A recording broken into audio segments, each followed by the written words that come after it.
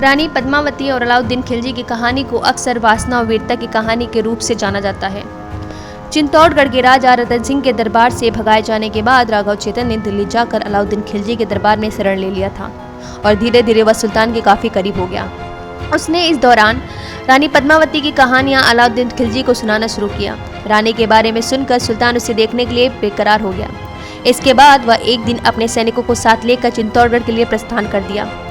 चित्तौड़गढ़ पहुंचकर अलाउद्दीन खिलजी ने सैनिकों समेत चित्तौड़गढ़ किले के पास डेरा डाल दिया और राजा को संदेश भिजवाया कि दिल्ली सल्तनत के सुल्तान रानी पद्मावती की एक झलक देखना चाहते हैं। इसके बाद वह दिल्ली लौट जाएगा।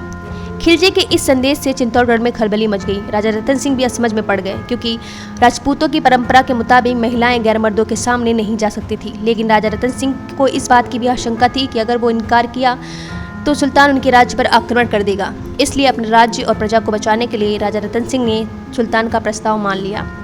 इधर रानी पद्मावती अलाउद्दीन खिलजी के सामने नहीं जाना चाहती थी, लिहाजा शीशे का इस तरह प्रबंध किया गया कि रानी की झलक सुल्तान उसमें देख सके।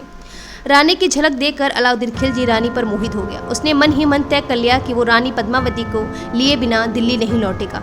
जब महल से सुल्तान अपने कैंप की तरफ लौट रहा था तब राजा रतन सिंह भी उनके साथ थे, लेकिन छल कपट से खिलजी ने राजा रतन सिंह को बंदी बना लिया। इसके बाद महल में संदेश भिजवाया कि अगर वे लोग अपने राजा को जिंदा देखना चाहते हैं तो रानी पद्मावती को उनके साथ दिल्ली जाने दिया जाए। कहा जाता है कि राजा रतन सिंह के राज्य में दो भरोसेमंद मंत्री थे, गोरा और बादल। इन लोगों ने योजना बनाई और सुल्तान को संदेश भिजवाया कि रानी दिल्ली जाने को तैयार है। इसके अगले दिन करीब 100 पालकी में बैठकर सैनिक खिलजी के कैंप तक पहुंच गए और कहा कि पालकी में रानी पद्मावती अपनी सेविकाओं के साथ दिल्ली जाएंगी। कैंप के पास पहुंचते ही सैनिकों ने खिलजी की सेना पर हमला कर दिया और राजा रतन सिंह को छुड़वा लिया। लेकिन खिलजी वहां से जाने को तैयार नहीं था।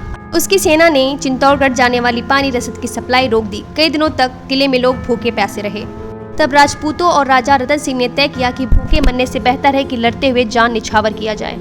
इसके बाद चित्तौड़गढ़ और दिल्ली सल्तनत के बीच युद्ध हुआ, जिसमें राजा रतन सिंह की हार तय दिख रही थी। इधर महल में रानी पद्मावती और अन्य राजपूत रानी अलाउद्दीन खिलजी की गुलामी से बचने के लिए और राजपूत धर्म निभाते हुए जौहर होने का फैसला किया। कहा जाता है कि रानी पद्मावती ने महल के बीचों बीच चिता सजाई। सबसे पहले खुद उसमें कूदी, उसके बाद अन्य रानियां भी चिता में कूदकर अपनी जान दे दी। अंत में जब राजा रतन सिंह को मारकर अलाउद्दीन खिलजी किले में प्रवेश किया, वहां उसे सिर्फ राख मिला और कुछ नहीं। जिसकी चाह में उसने खून बहाए वो बेकार गया।